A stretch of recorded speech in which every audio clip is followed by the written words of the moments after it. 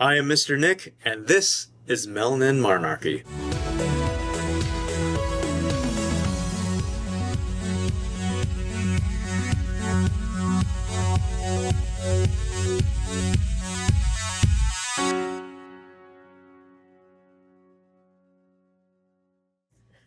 Hello, Melanin Monarchy citizens. This is your Queen Monique here, and I am sitting down with one of my favorite people ever. Actually, I owe this gentleman so very much because he's the one that kind of gave me my huge boost, my huge start last year. This is Mr. Nick.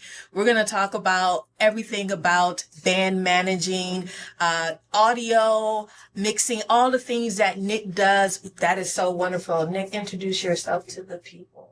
Hi folks, my name's Nick, also known as Mr. Nick. I manage a band called Nitzer Ebb.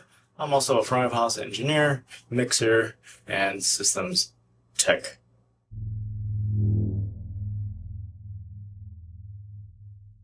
You do all of that. How did all of that start? Were you like in kindergarten playing with the Legos, the Lincoln Logs, and you were like, look at this scratch, like you were like had your headphones on the Walkman, like this sound kind. How did it all start? Like I'm a big music fan. I always have been ever since I was younger and little. Is it all music or is it like specific? Okay. Yeah, all music. Mm-hmm. I grew up in Chicago in like the late 80s and 90s, so Chicago house was like a huge thing for me. Yeah. Right? For me too. Yeah? Yeah. And then, of course, Detroit techno. Yeah, absolutely. Like, yeah. Midwest, what's up? We even had an argument that Detroit kind of started house, but then Chicago said, no. It was Detroit and Chicago always have these things, but continue. I don't know. Maybe it started at the same time because, like, if you look back towards the Younger Dryas, all these pyramids came up during about the same time. Yeah. Like, I wonder what was going on then that I think house music and techno music back then was the best. It's probably some of the best music ever made in the history of music ever. I know a lot of people think like classical music is, but when you really listen to house and techno, because they pull from all of those things. And I don't know what happened that created that. It's some big bang, something heavenly happened to... Everything just came to a point, I think, like technology. Okay. Cultures. Okay. Just everything just happening all at once and having the melting pot of, Chicago, Detroit, New York. Yeah. Just like really brought everything together, not only just people, but technology and like creativity as well, like the arts and everything. I think it was just like the perfect storm. Yeah. So you were in Chicago, you were growing up in Chicago, mom and dad, you were like, hey, can I get like some keyboards? Can I get some synthesizers for Christmas? You were putting it on your Sears catalog, or JCPenney's catalog wish list. What happened? No, it's Sears. And Toys R Us. No, I think I got like my first keyboard probably when I was like 12 or something like that. Anyway, so like I've always been like a really big music fan, and it kind of just went from there, really. Yeah. And also like making mixtapes, not only for like me and my friends and stuff, but like, and so naturally that kind of evolved to becoming like a DJ. Yeah. For a little bit. So not only did I like make mixtapes for friends and stuff, but also I was kind of nerdy in school, so like nerdy and crafty, believe it or not.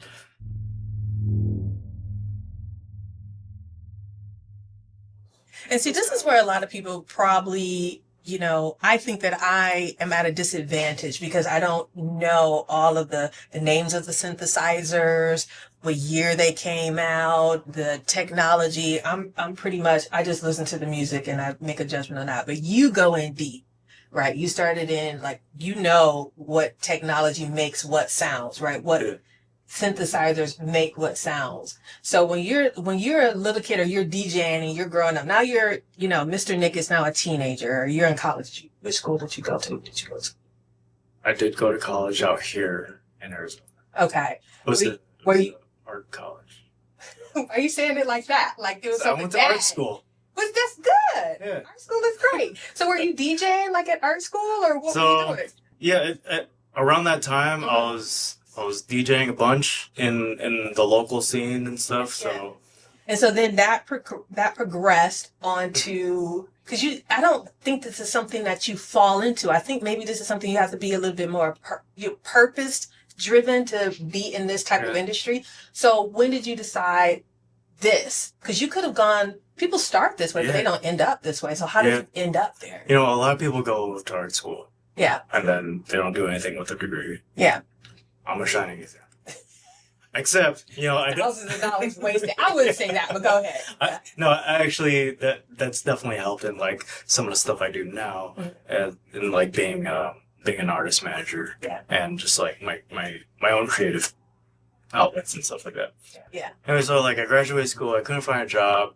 One of my buddies worked did corporate audiovisual at a resort locally, so he's like, "Hey, we're looking for someone to join our team." I'm like, all right, well, I'm not working, so. Yeah. He didn't ask you if you knew how to push buttons. He just said, he knew. Over? He already knew because because I was also doing sound for his band while I was still going to college and stuff. So like, also while I was DJing, I started mixing bands and stuff, and like, and just working like the local club circuit and stuff like that. Yeah. So that kind of evolved. I started doing like some corporate audiovisual, and then I got to see that side of things, of audiovisual lighting, stuff like that. So it was kind of nice that like got my foot in the door with working in clubs and the entertainment industry, and then also going into the corporate side too. So I think going to both really led to some good practices and processes as far as like being professional, like looking ahead, and just technical ability and all that stuff. Right. So you would say that you got your on hands training, like really really deep training on how to deal with maybe clients, people. Yeah. Definitely got some people skills doing corporate AV. Is it true that corporate pays more? It does. Yeah. But also, being on an entertainment side, that could pay more too. But I feel like entertainment pays more once you're more of the creative person.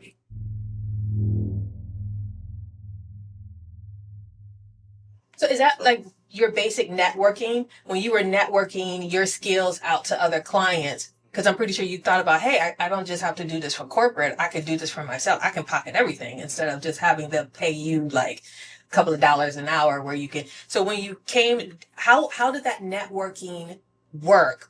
Because, it's not easy. No one ever wants to go up to someone and say, hire me. I'm, good. So how would one who wants to do what you do start that whole networking process so that they know, instead of, because so many people are waiting for somebody to notice them. Yeah. And that doesn't happen all the time. So how do you network? Is it different from then, like the early 2000s versus now? Not really. Okay. Because, it all boils to being a good person to hang out with. Really? Just a cool person. Yeah. If you're a good hang, cool person. If you're a good hang, then you can go places. But, also, if you have the technical skill to go with that, then you'll go even further. Right.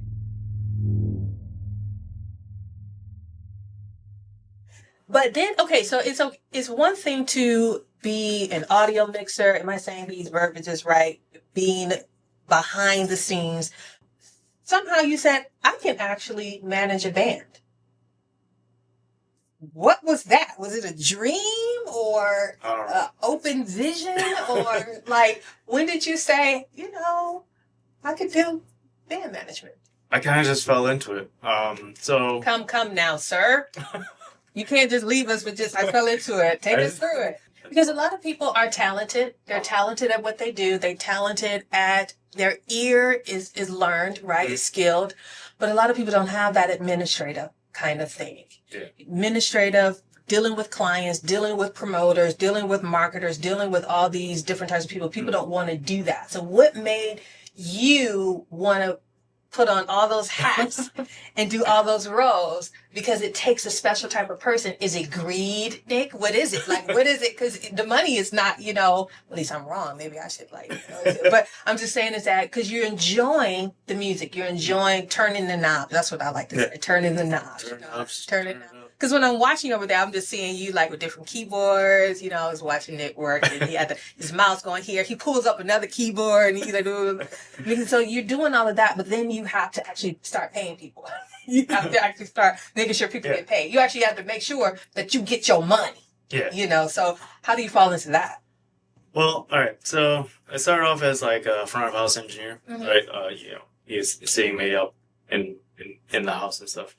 So I started off as a front of house engineer, and then someone was like, "Hey, you seem like super organized." Yeah. Like the artists recognize that. And they're like, "Would you be interested in tour managing?" So I'm like, "I've never done it before, but sure."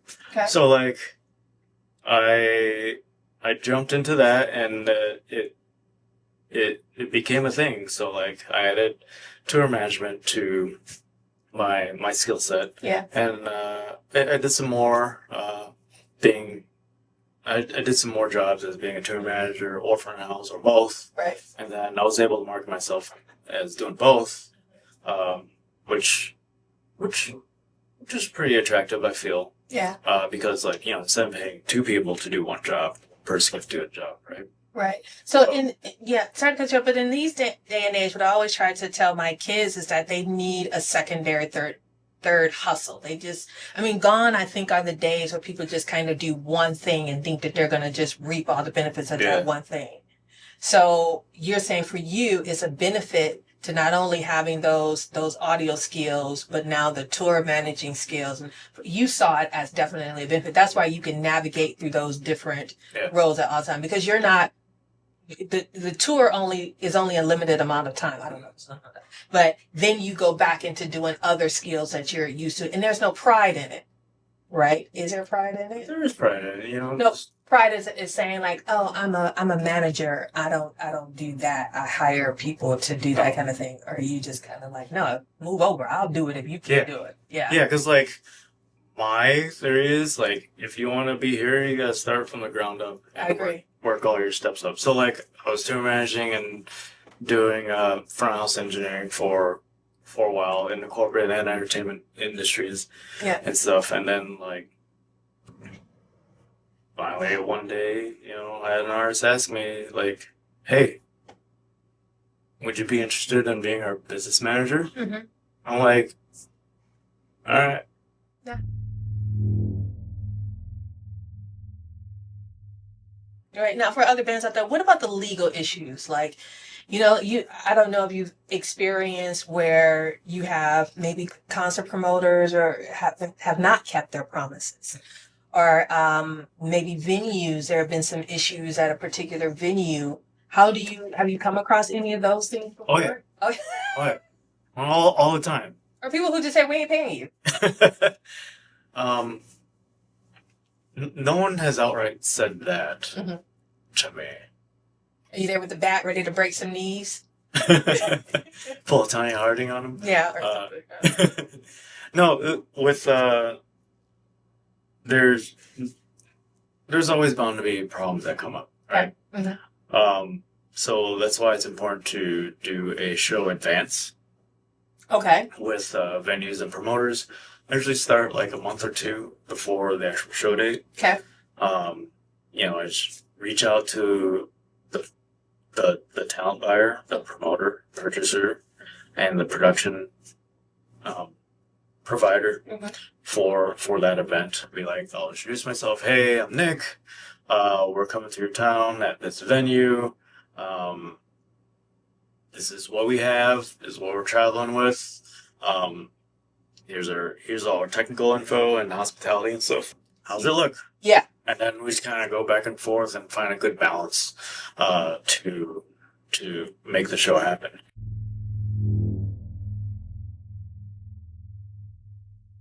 Now, how did you and Nitzer Ebb come together?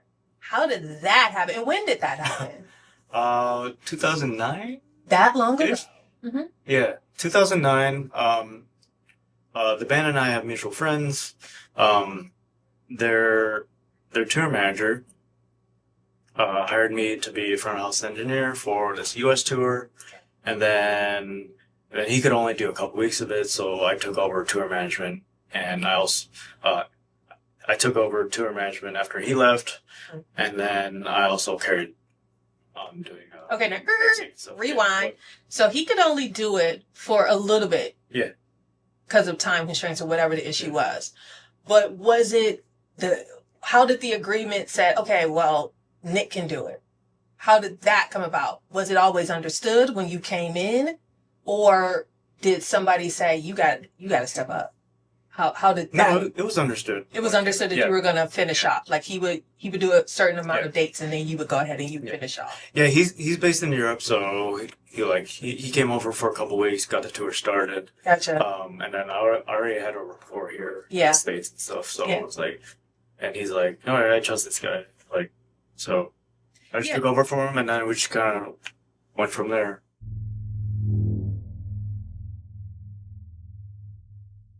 Yeah, but when I talked to Bon Harris, this was last year, and he was saying how much he liked you. So even though that someone can say, all right, you're going to take over, like, I got to head back to Europe. I can't stay in the States for too long. I need you to take over. Sometimes the relationship between the band and the manager don't gel. How were you able to keep that relationship going where they were still satisfied with sticking with you? Or did you threaten them? Oh, I definitely did. No, I think the basis of our business relationship is rooted in friendship too.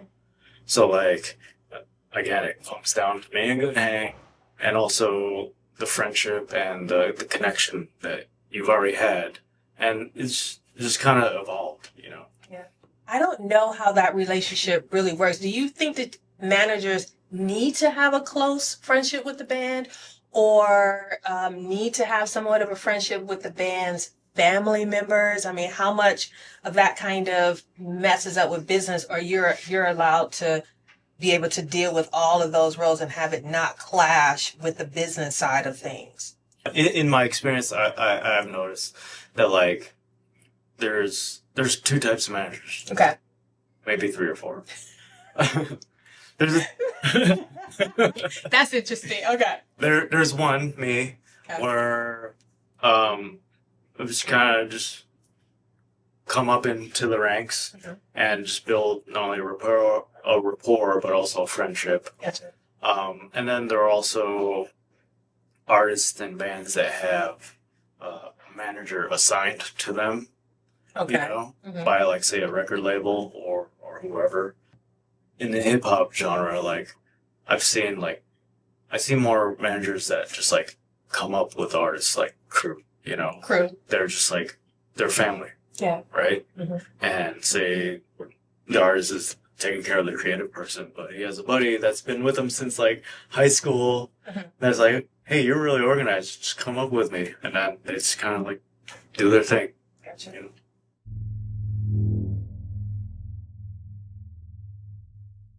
So now that you have this relationship with Bon and Doug and the rest of the band for Nitzer Ebb, and were you a fan of theirs at all? Oh yeah, definitely, yeah. Of course, I grew up in Chicago in like the '90s, right? So Last Track and other things. Yeah, so there was a big industrial music scene, and like I remember first time hearing Nitzer Ebb, like it's like what is this? It was hard, right? Yeah. It was like, boom, yeah, we loved it. Yeah, because like I was a big fan of like house music, and like I also liked rock and metal too. Yeah. And I'm like, what's this stuff that's blending both the genres together?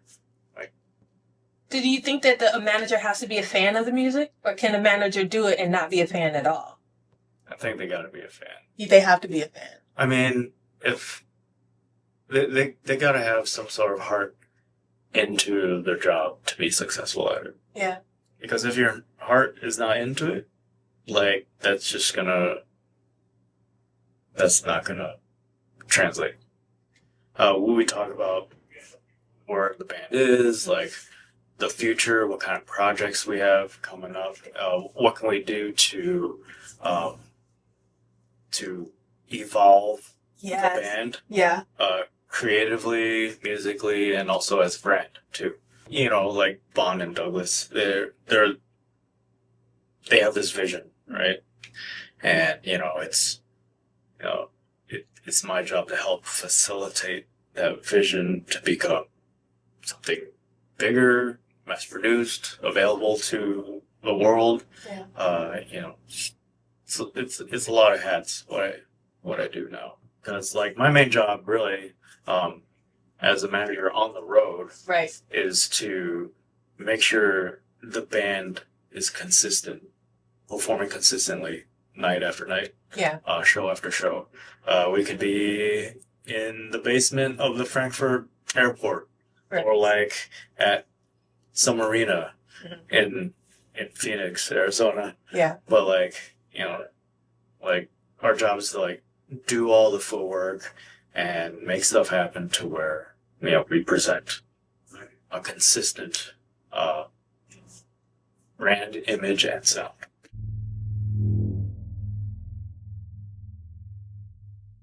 So here's the big question what we'd all like to know.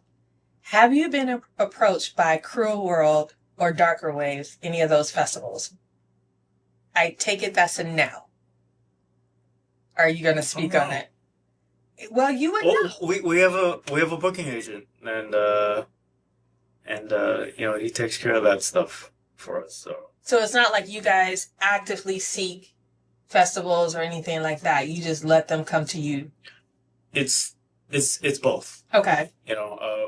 Depending on our schedule and stuff, we can tell our agent and be like, hey, we'd like to focus on more one-offs and festival dates this year. Yeah.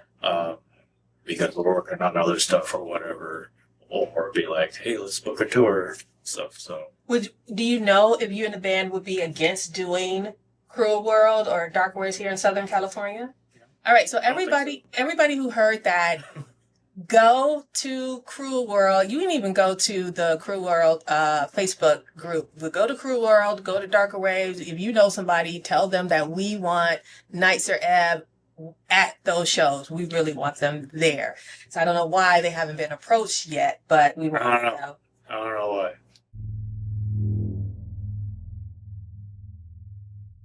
We're from here. So now we're in 2024. We're almost in 2025. Bon and Douglas and the rest of the guys and gals have been playing for years and years. These are seasoned musicians, seasoned people, and they've been playing for a very, very long time. Is there still more to be done? Do you think that there's still more to be done with this particular band? Yeah. Yeah? Yeah, definitely. Do you think that you're going to be going on continuing on the road in the United States with them? We will. We're going to continue to do shows. Yeah. For sure, as long as our bodies can do it. I mean, I think it's so young. We are getting older and stuff, and some of the other legacy acts have started to hang up their hats and stuff. Yeah. So we're gonna trudge on for a little bit longer, but like nothing lasts forever. So appreciate while you can. Come out to the shows for sure. Yeah. And like get to experience Nitzer Ebb and all the different aspects, facets, and stuff.